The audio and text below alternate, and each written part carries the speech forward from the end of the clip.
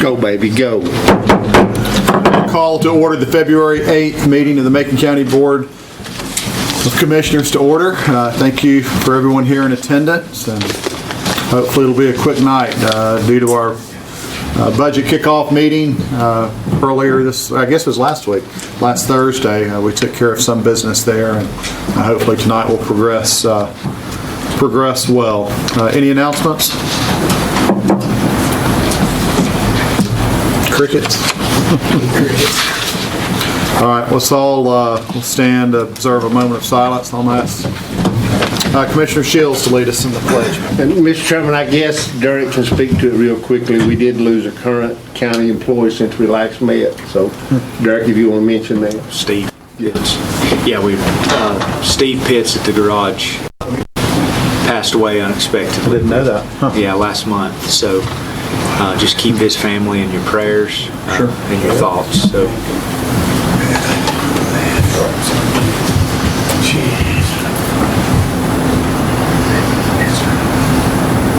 Amen. I pledge allegiance to the flag of the United States of America and to the republic for which it stands, one nation, under God, indivisible, with liberty and justice for all. Thank you, Mr. Shields.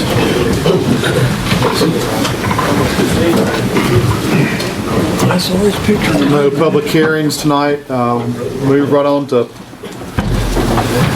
public comment period.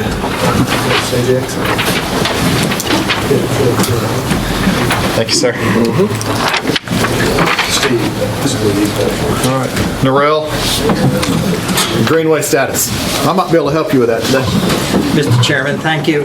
It's rare that I get a chance to get up here in front of you and immediately congratulate you and thank you.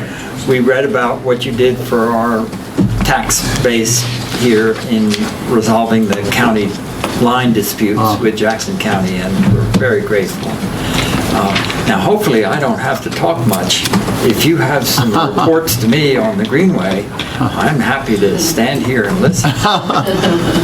We had our Recreation Committee meeting this afternoon, and Seth Adams, the Recreation Director, mentioned something about some grant funding. He's expecting to come in here, very, very sizable amount, a couple $100,000, and they're going to be using it towards repairing some potholes and some improvements in that area coming in pretty soon, sounds like. So I don't think it's guaranteed, but it sounded very promising for our meeting today.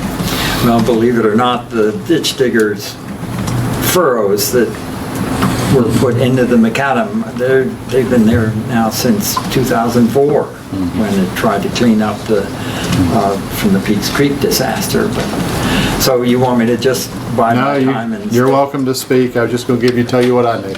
Sounds like there might be some help on the horizon. We're certainly looking forward to it. Now, I don't want to stand here all alone and bore you with my gesticulating hands. I have brought a helpful tool. Can all of you see it more or less? Sort of. Okay, this is demonstrating the parking lot at Fox Ridge, Suley Marsh. Everybody with me? You come in here, and Jerry and Terry took it upon themselves to finally get the cars off of the Greenway. They have erected a gate that they can unlock when they're going to do repairs down there. And they've designed a little through that people can walk or bike or roller skate onto the Greenway. And have any of you been out there to see that? Well, the gate is enough so that a car won't get in. So it was a very good move. However, this forces people, unless you're just walking, to come into the Greenway proper. You can't kind of slant around this gate. You have to come into the Greenway proper. And this is the hill. And come the spring, when you've got kids out there, and then the teenagers in the summer, they're biking and roller skating and running quick down that hill. Someday there's going to be a major harm to somebody physically. And what I'd like you to do, and this could be completely independent of the waiting for the CES funding, this is something that you could undertake for probably a couple of $1,000s. This area is currently open and it's just grass.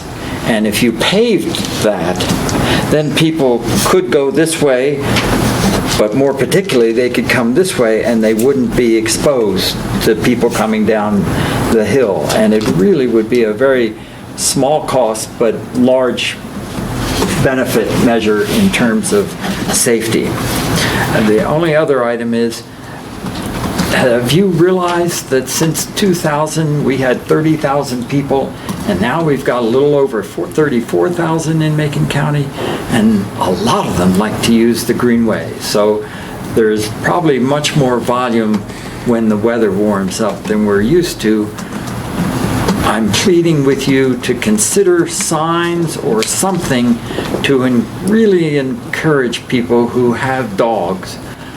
I know they're well behaved around the owners and they're accustomed to them, but if they don't put them on a leash, even if they're just 4 months old, there's a big danger of them creating a collision with me if I'm on my bicycle, or of course going bananas when another dog comes down. And for some reason, this has seemed to increase with the COVID problems. Maybe people want more freedom, but I think you really ought to put some sort of notification signs that dog leashes are necessary and it will be enforced. We'll all benefit from that. Thank you. Thank you. All right, Tim Shaw. Welcome, Tim. Thank you for your time. My name is Tim Shaw, and I'm here representing the group Skate 28 Franklin, a skate park project. I was here last summer with Evan Lampkin, a student and a skater, and we asked for your consideration in helping with the community's skate park, now being built at the Sunnyside Park here in Franklin. And I believe at the time most of you agreed that it was a good idea. So a quick rundown of what has happened since we were last here.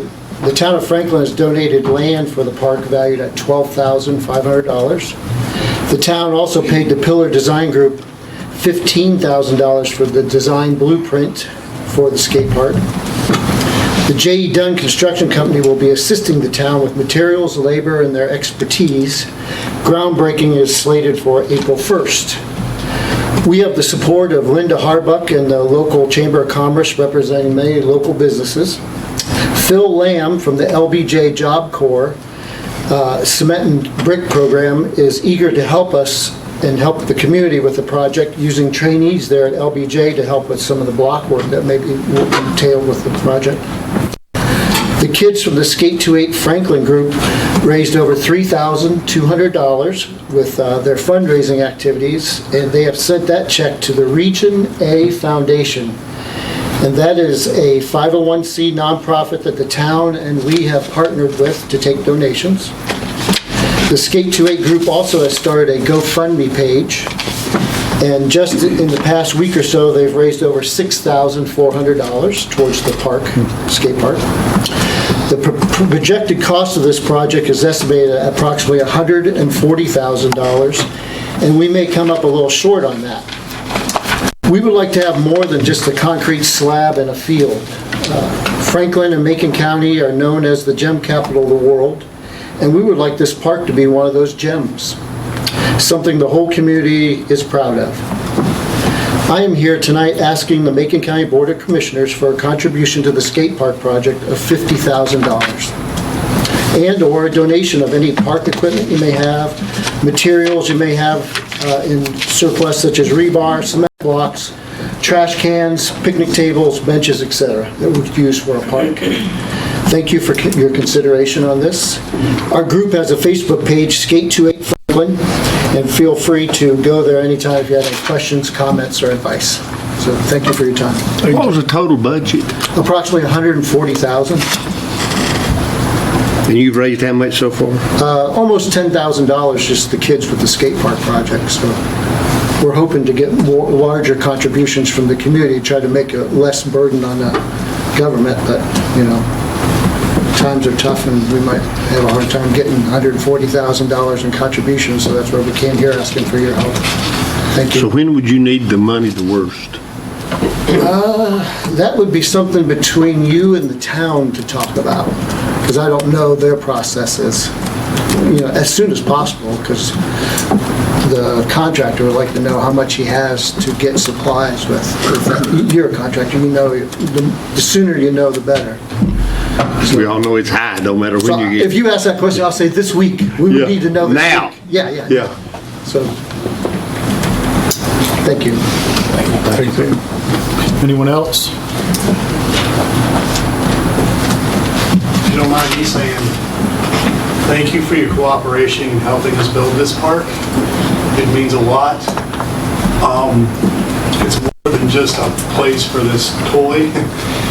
It helps kids out of what we sadly have is a drug problem out there. I've had to work hotspot part-time due to the COVID situation. I've seen firsthand what it has done. It's not good. And these are good kids out there who found nothing to do in their teenage years. And then so they got into that. And I mean, these are good kids out there on the street right now with these drug problems, and it can be prevented when we do such things as create skate parks,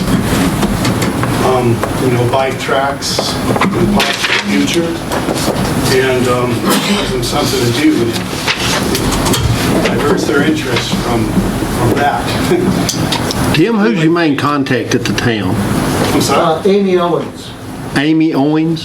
Yeah, she's the... I know Amy. I just wanted to Okay. just say and give you a big thank you for this. Thank you. All right, any additions to the agenda? You got a motion to, anything, Mr. Manager? You got a motion by Commissioner Higdon.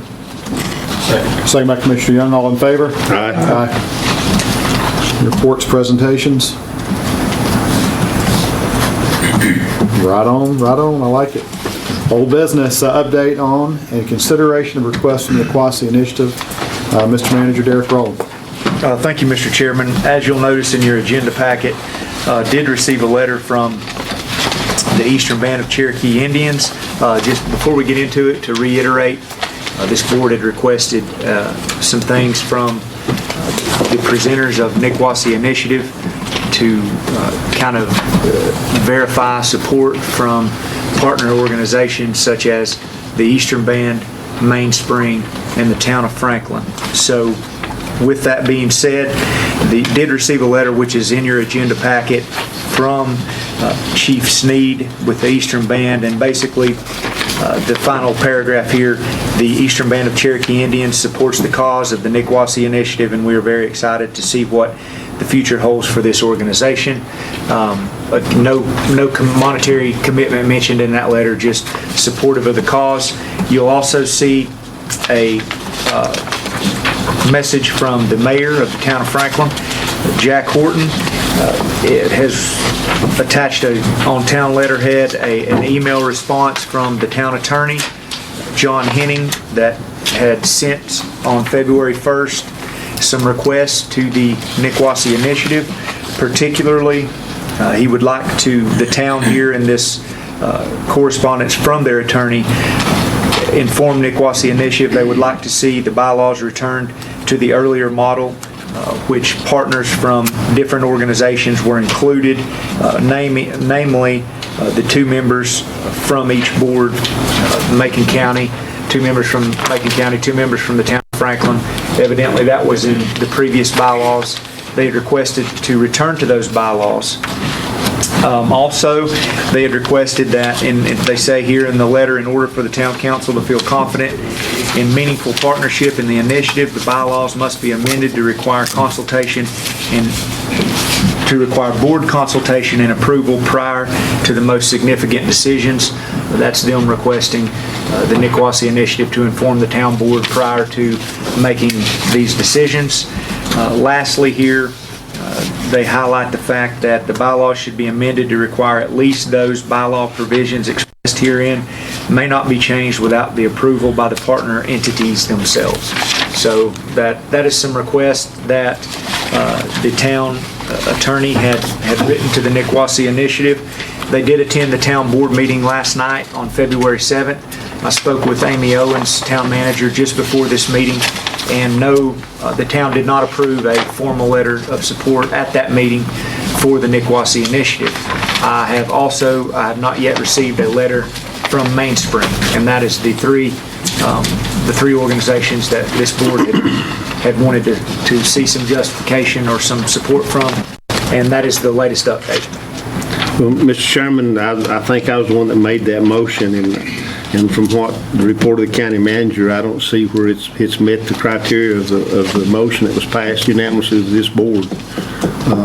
So I think that it's up to you, Mr. Chairman, but I would table that until we receive further information. Refresh my memory, did we put a timeline on that, or should we? No, we just said upon reception of those three entities. They were telling us that the deadline was January the 15th. Yeah. And I thought when we passed January the 15th, that'd be. But here we have three, we requested those three entities. We wanted to see their support, and not only don't we see it, we see another set of regulations that they're asking for. So I think I don't think it's met what this board passed, Mr. Chairman. I'm sorry, but I don't have the others feel. But We need action on the motion. Tell me, Mr. Chairman. it's up, the chairman can table it. It's up to him. Mr. Manager, what do you think? Do we? I mean, if there is any significant developments and we get the letters from entities like the town of Franklin and Mainspring that say, hey, we're committed to this, we're gonna commit X amount of funding towards it, like I think was the motion that this board had requested, as well as the same documentation from the Eastern Band, I think I can come to the board at that time and it can come back on the agenda. But as far as it goes now, I think, it should be tabled to a further date or till they produce the documentation the board requested. Is that a motion? I don't think we need a motion. No, you don't need a The motion. chairman can declare that. Okay. Let's move forward. Thank you for the update, Manager. Moving on to any other further old business. Moving on to new business, consideration of revised fire district map for Franklin Fire and Rescue. Emergency Service Director, Mr. Warren Cave. Welcome, Warren. Thank you. I actually have a couple of color copies of this map in case you want to look a little closer. What I had agenda packet. Paper was expensive, so I only brought 4. You look at mine, Michelle, it's color. I will. Franklin Fire and Rescue has actually completed the substation that they've been working on. We've discussed it about 2 years or so out off the MP&L loop. They've actually got it in service, and what we need to do is we needed to adjust our insurance district maps, not necessarily our sponsor maps. They're still serving the same area, but the areas inside that changes based on the protection classes that those folks will receive. Based on that station being in service, there's 931 parcels that can be affected depending on what's on the parcel, that will either go from a class 10 protection down to a class 6 or go from a class 6 down to a class 4. So there's a pretty large impact with that station. So the process is for us to approve this map. We've already sent the package to North Carolina. They will approve it pending our approval, and then within somewhere between 90 days to 6 months, those folks should start being able to see some changes to their homeowner's insurance. The areas that it affected most, and I know those are, if your eyes are like mine, it's hard to see those little bitty areas. Onion Mountain, upper part of Holly Springs, all of those came into that protection class 4 for the most part. Onion Mountain went to a class 6 because that place was a class 10 before, so sometimes they couldn't buy insurance. Sanderstown, all that through there got the lower rating, which is going to go to a lower protection class. And then we had some areas out off of Piney Grove Road, the Butterfly subdivision out there at the very end. Those folks were protection class 10, and a lot of them couldn't buy insurance. So now they're going to be in a lower rating. So it's a good thing for all those folks. So tonight I'm just asking for approval of the map as indicated, and we'll submit it on North Carolina. Is that government property? Is that what that? Yes. Yeah, if you look there, the dark green is the lower protection class. The lighter green will be the protection class 6. And the gray areas, there's a couple little small gray areas on there, that's protection class 10. So you'll see that we have very, very few of those left anymore, which is what we want.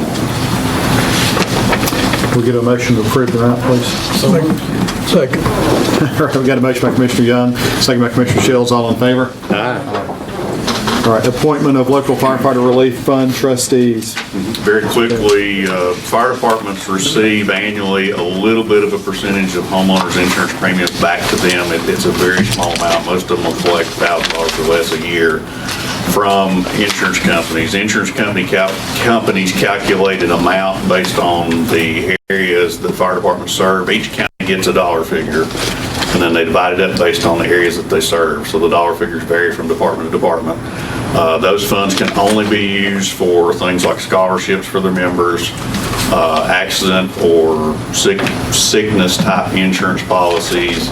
There are some hardship ways that if you have a member that's sick or ill or has some medical issues, you can help with those expenses with that fund. Most departments will have very little money in that fund. They'll, like I said, some of them get $1,000 a year, $2,000 a year, somewhere in the neighborhood. But the way that money is funded to them, they're required to have a separate board. It can't be their board of directors. It can't be anybody else that approves how that money is spent on those policies. And occasionally we have to go through, we have to update their members that are on that list of their board. So at this time, Mountain Valley Fire and Rescue asked us to put Ms. Joyce Carpenter and Jill Picklesheimer on their board for their local Fireman's Relief Fund and the members that are approved by you all. Nicola Safety Gorge Fire and Rescue asked us to put Robert Henry on as a representative on their board. So tonight I'm just asking for approval for those names that they've submitted to us for that local Firefighters Relief Fund board. Motion to approve the names as presented, Mr. Chairman. Motion by Commissioner Bill to approve the names. Second by Commissioner Shields. All in favor? Aye. Thank you, Warren. Thanks, Warren. All right, consideration of bond agreement regarding Mountain Breeze subdivision. Planning Director, Mr. Joe Allen. Welcome, Joe. Thank you.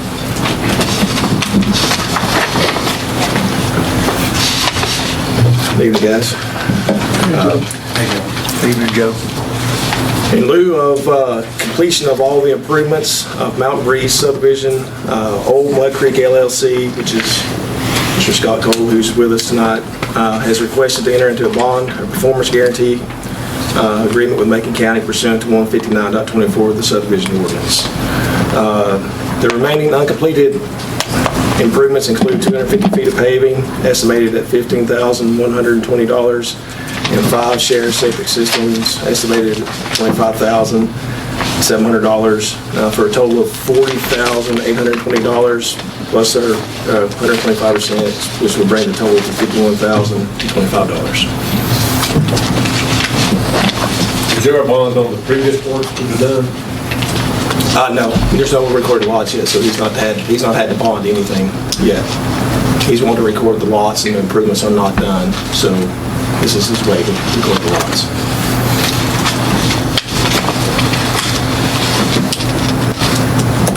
You've had this discussion, Joe, with the developer?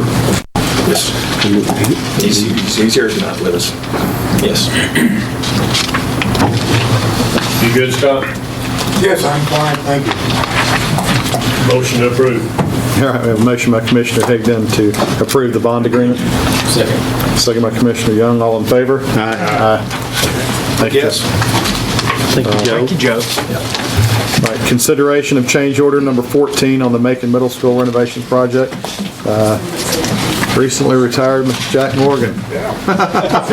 Working for free. Mr. Free. Yeah. Everybody been okay? I heard we got a job open if you want to apply. Anyway, in this change order,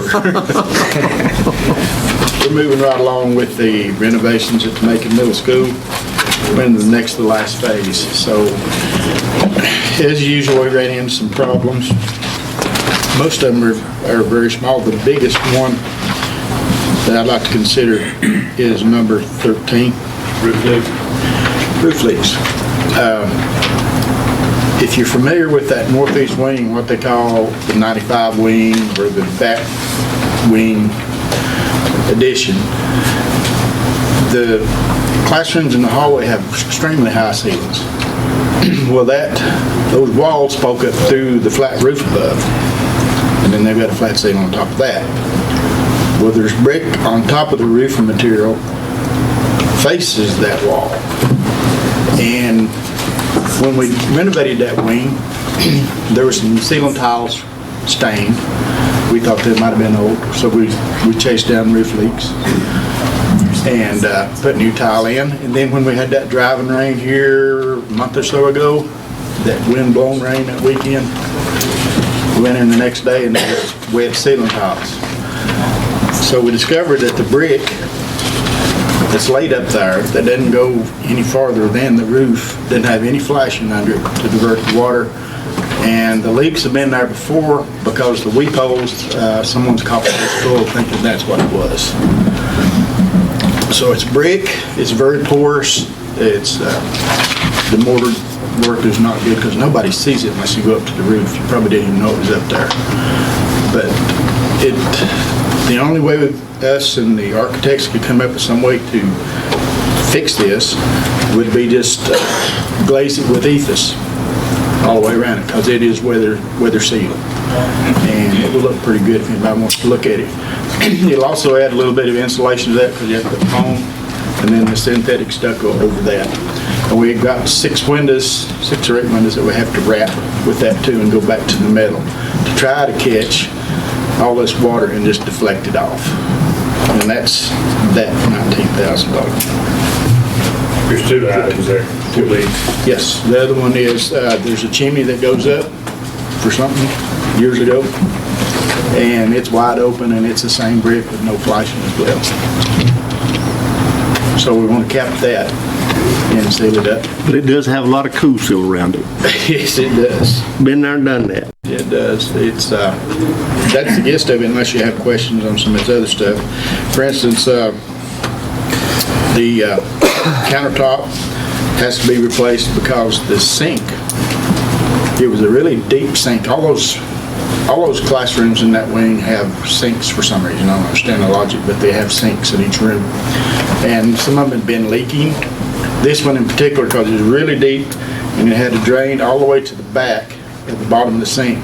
There was no way to properly trap it, so it leaked and leaked and leaked and leaked and just rotted. So we figured the best thing to do is just jerk the sink out of there and just put a new countertop on it. Fix that.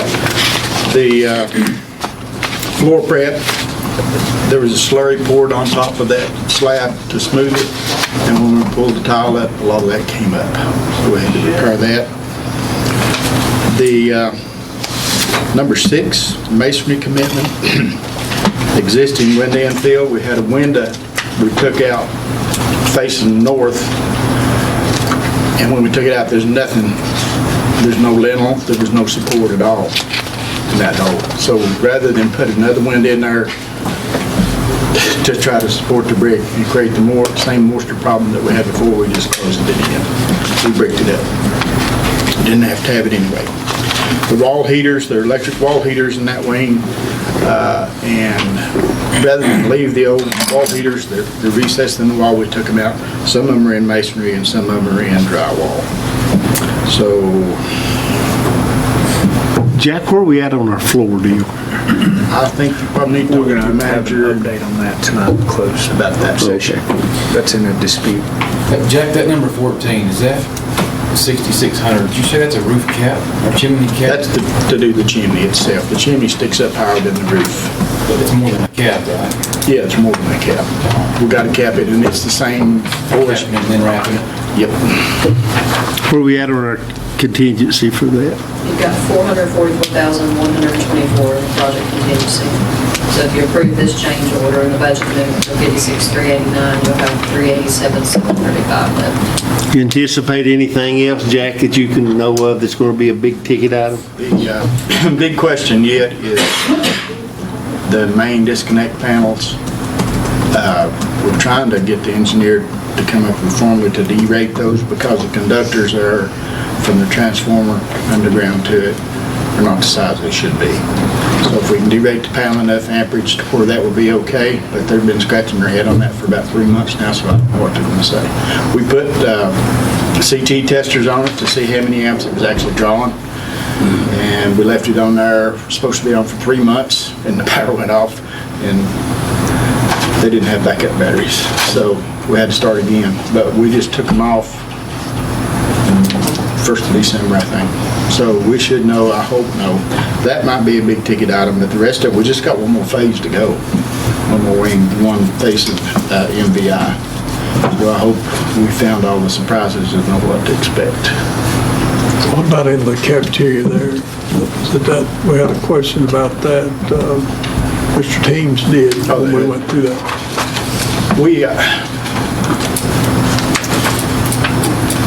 To shunt all the equipment, which in other words, when the fire extinguisher system under the hood, cooking hood goes off, it's supposed to turn all the appliances off.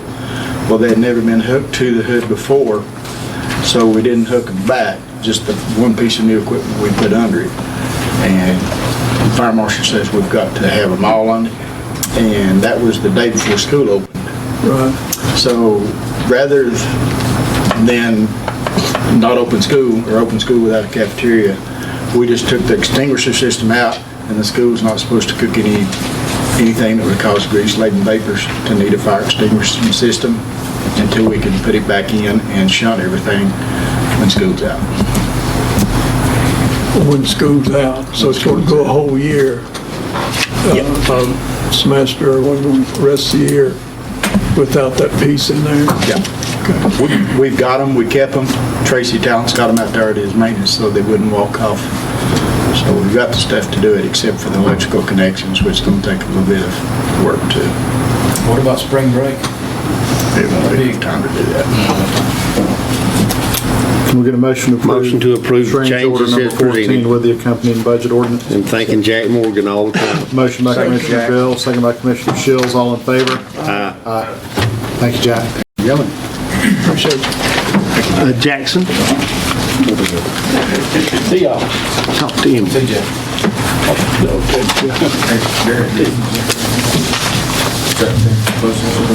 Jack?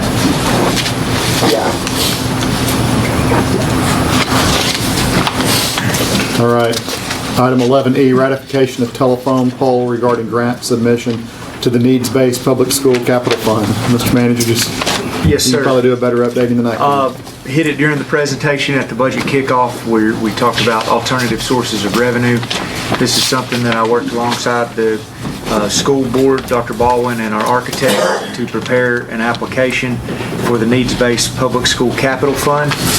That's $359 million that is available in the state budget that was just passed. And with submittal of this grant application, we're getting in line and in hopes to receive up to $50 million that could be used toward the construction of a new high school if the grant were to be awarded. Macon County qualifies to receive this grant for a 5% match. So that would be $2.5 million if we received the grant. If we receive the grant, it's up to you if you accept the grant. So that it would be contingent on all those things, but I just received consensus from the board, submitted the application, and just need to ratify that action at this time. And it could be 30 million, it could be It 20 could be up million, to 10 50, million. up to 50, yeah. We'll go to motion. Make a motion, we... Motion by Commissioner Shields. Second by Commissioner Young, all in favor? Aye. Mr. Attorney, regarding the rescheduled public hearings, can we do all these at once, or can we need to do them individually? We do need to schedule, well, we got to do them separate. We need to postpone the hearing on the two that were scheduled, and then we need to notice a public hearing on the three that are left to go. Okay, so for March 8th, we're going to schedule for public hearing revisions to the building code ordinance. Yes. Can we get a motion? So moved. Motion by Commissioner Bill, second by Commissioner Young, all in favor? Aye. All right. Item number 2, March 8th, 2022, public hearing, revisions to the building height ordinance. So moved. Motion by Commissioner Young, second by Commissioner Bill, all in favor? Aye. March 8th, 2022, public hearing, revisions to the soil and erosion control ordinance requested by the state. So moved. Motion by Commissioner Young, second by Commissioner Shields. All in favor? Aye. March 8, 2022, public hearing, reschedule hearing on the wireless telecommunications ordinance. So moved. Motion by Commissioner Bill, second by Commissioner Shields. All in favor? Aye. March 8, 2022, public hearing, reschedule hearing on the airport hazard ordinance. So moved. Just leave Motion by it. Commissioner Bill, second by Commissioner Shields. All in favor? Aye. Is that good, Mr. Attorney? Yes, sir. Thank you. All right. Consent agenda. I would like to see item number 12D removed for a little further discussion. I'm personally good with everything else. Anybody else like anything? Which one, what are you pulling, Mr. Chairman? Item 12D, D as in David. 12D. I'll explain when we pull it. Make motion to accept. All right, motion by Commissioner Shields, Second. second by Commissioner Bill, all in favor? Aye.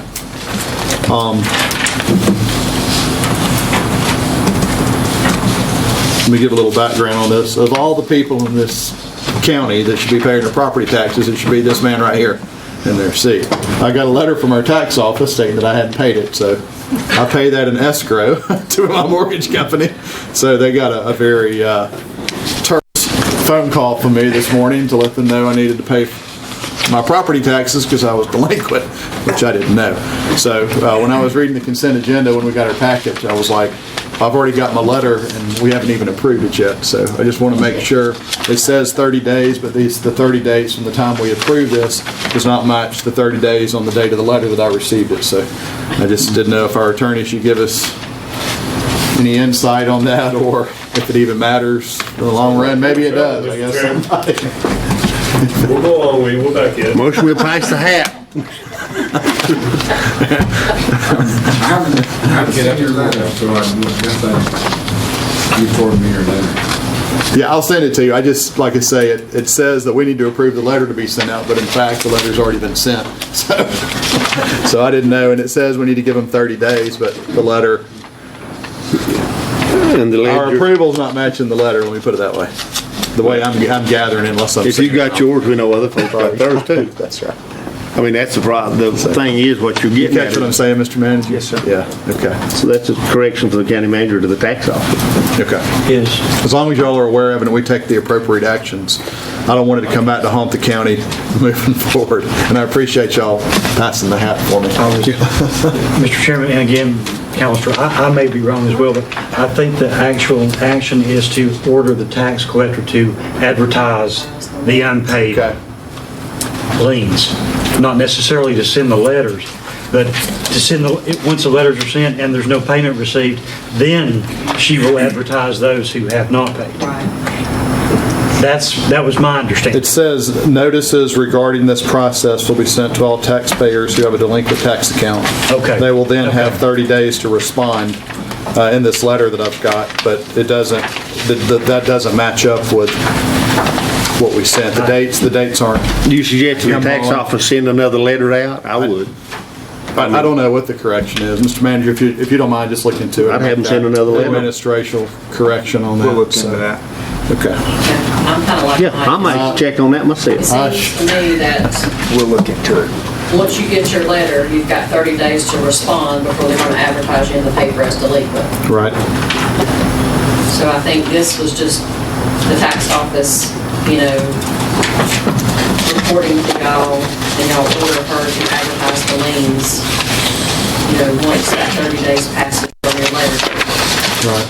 Did your letter give you 30 days? Well, it said by February 28th, you had to respond. So it's just not him hauling the dates, just aren't jiving. The date of the letter was what date? I honestly don't know. Yeah. I can't remember. Anyway, y'all just look at, it may be correct now, I may be wrong, and I'll try and get my taxes paid in the meantime. Anything to get your name in the paper, Jimmy. That's right. I'm not even running for re-election. All right. Did you pay him or not? Thank you. Well, let's approve the letter. If somebody of mine will make a motion to approve. Are you asking for approval? Yes. So moved. We'll get it. Motion by Commissioner Young, second by Commissioner Sills, all in favor? Aye. All right, thank y'all. I don't think there's any appointments. I do think there is need. This may be our quickest meeting since I've been here in 11 years. Mr., did you put the letter back in the consent agenda that was just approved, or? We approved it separately. Okay. Do we still need to approve the? We rest of approved the consent agenda? we approved the consent agenda on a motion by Commissioner Shields. Yes. You got it? Yes. And then we got it. pulled that item, we've discussed it separately, and we've since approved it with the understanding that the county manager is going to make an administrative decision on that if need be. All right, then we do have a reason for closed session. If y'all give me the reasons, I know there's potential property acquisition. Attorney-client privilege. Attorney-client privilege. Potential property acquisition and employment. Okay, are we expecting any action? Personnel, I mean. Are we expecting any action? No action. No action. I have one attorney-client privilege also, when they put it all in one. All right, can I get a motion to go into closed session? So moved, Mr. Chairman. Motion by Commissioner Bill, second by Commissioner Shields. Sorry. All in favor? Aye. Thank y'all. That was a good meeting. We're out of here. Hey, Jack. Well, we've ever been out of here by 7. Hey, Jack? Jack?